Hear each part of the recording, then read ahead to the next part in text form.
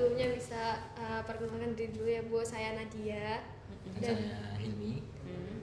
Mungkin sebelumnya dengan Ibu siapa? Arpeni Rahmawati. Ibu Arpeni. Maaf sebelumnya ya Bu, kami di sini tuh mau mewawancarai tentang kepemimpinan untuk tugas kuliah kami ya Bu ya. Mungkin buat yang pertama tuh saya mau menanyakan terkait kepemimpinan di sekolah ini sistemnya tuh gimana ya Bu? Demokratis atau gimana Bu?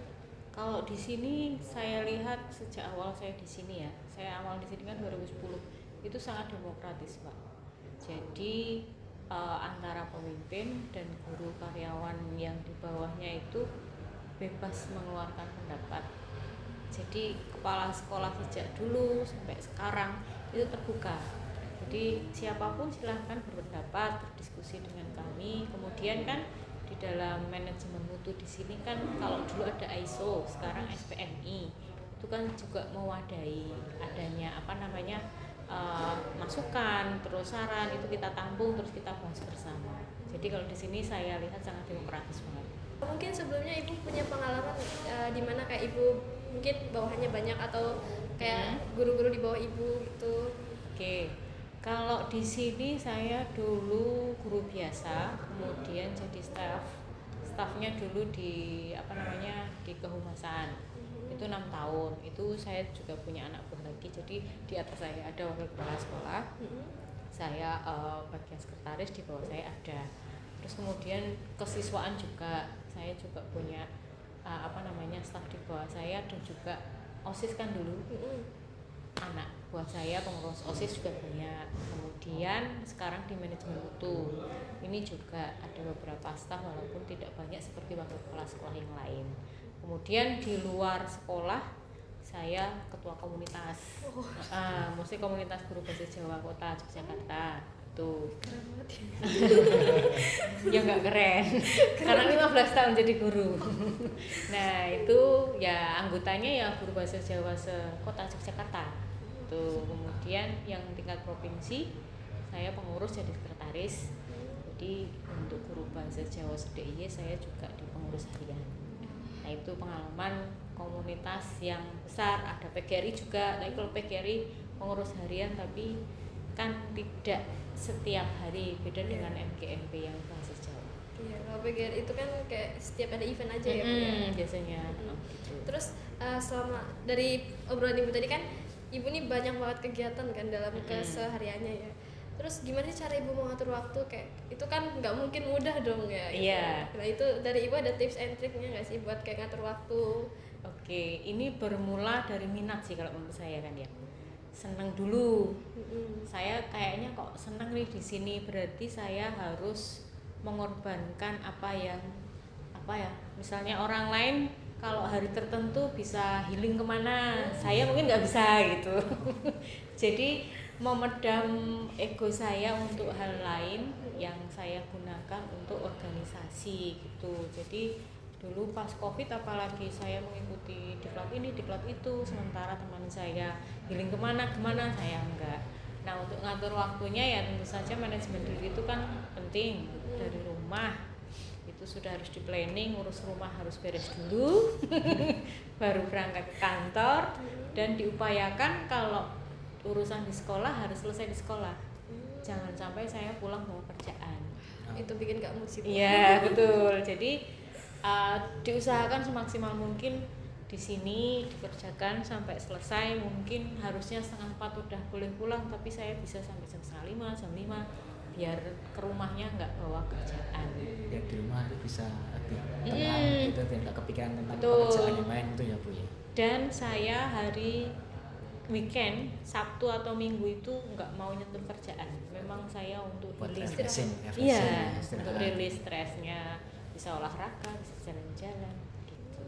Kemudian buat komunikasi Bu, misal kayak Ibu kan sibuk nih manajemennya, komunikasinya ke pihak sekolah sama ke pihak luar, itu dari Ibu gimana Bu? Yang jelas kalau komunitas atau organisasi yang di luar kan masih senafas ya, sama-sama pendidikan.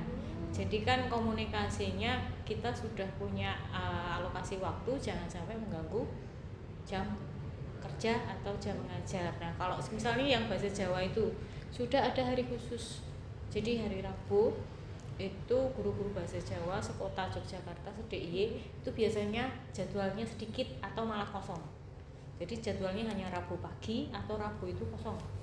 Jadi kalau misalnya mau ada kegiatan, diskusi atau musyawarah atau seminar, workshop di hari Rabu itu tidak mengganggu pelajaran. Berarti memang udah dibikin timeline-nya dulu. Iya, jadi dari organisasinya terus minta ke Dipora, dari Dipora mengeluarkan edaran bahwa untuk komunitas guru bahasa Jawa ini hari Rabu tolong tidak dikasih jadwal, gitu. Jadi biar ada kegiatan tidak mengganggu pengajian. Gitu. Kemudian dari ibu sendiri pasti punya visi-visi dong selama menjalani ya rutinitas inilah. Kayak ibu jadi guru, mungkin ada visi tertentu atau apa gitu Bu? Kalau ini pribadi ya, saya itu senang berorganisasi, komunitas kesana kesini, tapi tujuan saya sebenarnya tidak untuk meraih jabatan, tapi saya senang mencari pengalaman baru. Ya, saya senang, saya sudah bisa belajar ini, saya ikut komunitas guru bahasa Jawa, oke. Besok udah tercapai, udah kok ada komunitas baru lagi belajar ID itu di bawahnya kementerian, saya ikut nyemplung di sana. Saya kapten belajar ID Kota Jogja juga. Gitu. Terus akhir-akhir ini 2 tahun ini saya senang lari, komunitas lari. Oh, saya biasa lari. Nah ini kalau lari kan memang hari weekend aja kan. Iya, khusus buat teman-teman saya yang nggak kerja kantoran tiap hari kan bisa lari di sini. Saya bisanya Sabtu Minggu. Bisa barengi mereka kalau event-event ya saya kadang ikut, ya itulah. Jadi berasal dari keinginan saya pengen punya pengalaman baru, punya kenalan baru dari berbagai latar belakang. Tapi memang membantu sekali Mbak, dengan pengalaman berbagai macam orang yang saya temui itu wawasannya semakin luas, komunikasinya itu tidak kosong kalau ngomong sama orang. Oh, jadi apa ya, bakal buat apa ya, pengembangan diri ke depan ya Bu ya? Betul, jadi kemana-mana lebih luas. Oh, jadi nggak malu juga bawa diri ya? Iya. Terus kalau buat ibu buat ngelatih kayak kebudayaan di sini, terus kayak sikap disiplin di guru-guru lain dari yang ibu suruh gitu, itu gimana? Kalau untuk sesama guru menyuruh disiplin itu tidak bisa langsung instruksional ya. Pak Kepala Sekolah pun kalau langsung menginstruksikan, misalnya Pak itu kok sepatunya nggak rapi atau bajunya nggak rapi, itu guru sini, mungkin semua guru sih itu merasa tidak nyaman. Maaf sebenarnya Bu, disiplin di sini tuh maksudnya lebih ke arah sistem kerjanya Bu. Oh, sistem kerjanya. Kalau di sini mau nggak mau kita ikut memantau terus Mbak.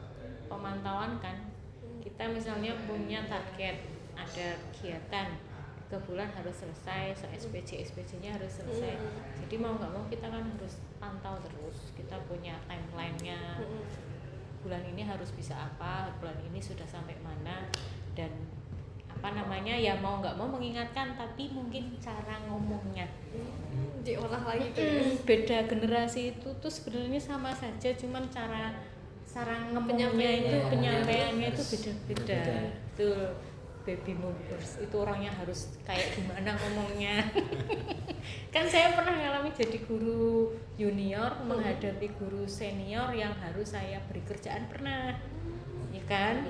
Itu cara ngaturi, Bu nyun pangapunten, harus sopan gitu, saumur gimana, terus yang di bawah saya gimana. Jadi sebenarnya memberi pekerjaannya sama tapi penyampaiannya cing berbeda gitu.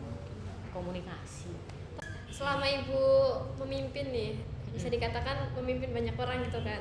Nah, dari ibu tuh gimana sih cara biar anak-anak atau anak asuh di bawah ibu tuh bisa sama gitu Bu, dalam artian bisa sama-sama jadi pemimpin yang baik gitu loh. Oke, kalau saya mungkin sama dengan yang lain ya. Jadi mulai saya di sini tahun berapa ya? Tahun 2016-an saya kan udah di staf juga. Itu sudah tidak seperti dulu. Kalau dulu awal-awal di sini itu kan yang jadi ketua panitia itu yang senior terus gitu kan. Terus kan saya, terus yang guru seangkatan saya, seumuran saya usul kok gantian, anak muda diberi kesempatan. kesempatan. Jadi usulnya juga lewat yang tadi saya bilang nota SMM yang setahun sekali dibahas itu. Jadi diberi kesempatan untuk memimpin kegiatan, jadi ketua panitia, nggak usah kegiatan yang besar-besar lah, kegiatan yang pengajian sekolah atau apa gitu, mereka juga bisa kok. Nah mulai dari tahun 2016 sampai sekarang regenerasinya ada. Jadi tidak harus yang jadi ketua panitia itu yang senior saja, anak-anak muda pun diberi kesempatan gitu. Jadi bisa dipantau juga ya perkembangan dari tiap mungkin guru baru atau kayak pengawas baru yang ada di sini. Iya, di sini yang saya lihat beberapa tahun ini sejak 2017-an itu ada beberapa generasi baby boomers yang paham gitu. Oh ya, berarti kalau ada anak baru harus kita Ayomi buka dulu. ayomi, terus kita cek dia itu bakatnya apa sih, dia minat di apa sih gitu. Contohnya guru bahasa Indonesia itu dia senengnya bikin postingan-postingan di Instagram, followernya udah 20.000. Ya udah kamu jadi ini aja ya, admin sosial media sekolah gitu. Menarik kan gitu. sesuai bakat minat dong. Yeah. Terus ada juga guru tapi sampingannya dia seneng bergodol, prajurit Jawa itu loh. Oh itu ya. Apa sih namanya? Bergodo namanya. Okay. Di sini kan ada pasukan inti yang tonti itu. Nah, sekalian ada bergodonya dihidupkan. Nah, gitu. Jadi mau nggak mau kita harus explore yang muda-muda itu mereka punya bakat apa. Dan ternyata kalau yang Gen Z itu seneng banget kalau diberi pekerjaan sesuai minatnya, passion itu seneng banget gitu. Itu bener. Iya, bener sih itu. betul. Nah, Biar nggak boring juga soalnya. betul. Walaupun kadang tidak sesuai jurusan, tidak sesuai mata pelajaran, tapi kalau mereka seneng ya udah nggak apa-apa. Ya. Mungkin terakhir nih Bu, mungkin ada tips dan trik yang bisa dikasih ke teman-teman yang melihat di sini buat gimana sih cara memimpin diri sendiri gitu Bu. Wah, memimpin diri sendiri. Biar lebih disiplin buat masa depan juga kan. Kalau memimpin diri sendiri itu yang paling utama itu kita harus punya visi kan ya. Visi kita itu kita nyamannya di mana, kita pengennya apa. Boleh kita pengen kaya, boleh kita pengen pinter, boleh punya jabatan. Tapi yang harus terpenting itu ya kita harus memikirkan bagaimana kita cara meraihnya ke sana. Disiplin untuk mencapai itu, dan yang paling penting adalah apa yang kita lakukan itu bermanfaat untuk semua, nggak hanya diri sendiri. Bener gitu. Jadi Oke. manfaat untuk semua. Baik, terima kasih atas waktunya Iya, Ibu. sama-sama.